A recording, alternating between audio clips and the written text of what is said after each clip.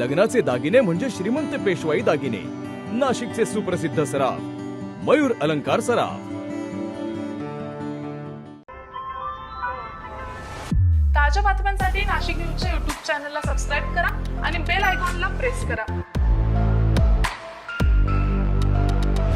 नाशिकमधील केमिकल कंपनीला लागलेली आग ही आता पूर्णपणे नियंत्रणात आलेली आहे. कोणतीही विषारी वायू गळती झालेली नसल्याची जिल्हा प्रशासनाने स्पष्ट खुलासा केलाय. नाशिक पेठ महामार्गावरील दिंडोरी तालुक्यातील रासेगाव येथील एका रासायनिक कारखान्यात अचानक आग लागलेली होती. आगीनंतर परिसरातून धुराचे प्रचंड लोट बाहेर पडत असल्यानं गॅस गळती झाल्याची अफवा पसरली आणि काही काळ कामगार आणि नागरिकांमध्ये घबराट निर्माण झाली.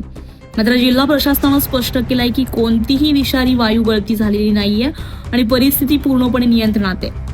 घटनेची माहिती मिळताच पोलीस आणि अग्निशमन दलाच्या गाड्यांनी घटनास्थळी धाव घेत आग आटोक्यात आणली आहे.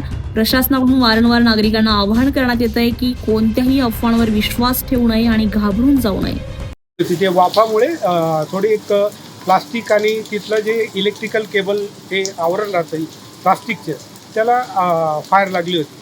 पण ती आम्ही ते 10 ते 15 मिनिटात सगळी परिस्थिती आम्ही कंट्रोल केली. आमच्याकडे ती सगळं सिस्टम अवेलेबल आहे. आम्ही बाहेर अग्निशमन यंत्रणांना कळवण्यात म्हणजे आमची कळवले होते का तुम्ही लगेच आम्हाला मदत करा.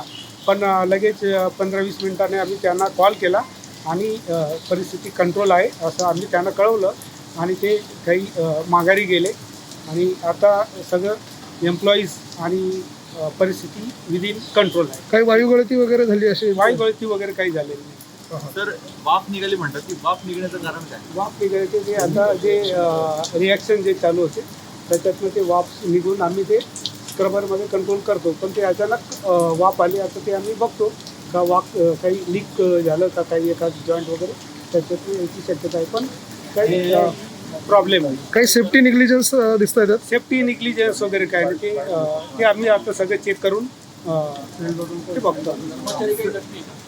कर्मचारी वगैरे काही किरकोळ जे पळताना वगैरे लागलं तर तेवढे 1-2 जणांना, बाकीचे कर्मचारी वगैरे मधले जे ऑपरेटर्स वगैरे ते सगळे आपले जागेवर. नाशिकच्या एका किम्स हॉस्पिटल आता ते त्यांना जे किरकोळ वरून जे प्लास्टिकचं पडलं होतं ते आम्ही त्यांचं काही होऊ नये म्हणून ते खबरदारी घेतलेली आहे आणि त्यांना पुढील उपचारासाठी आम्ही त्यांना पाठवतो. नाशिकच्या एका किम्स नावाच्या हॉस्पिटलमध्ये आपले 2 रुग्ण ॲडमिट आहे.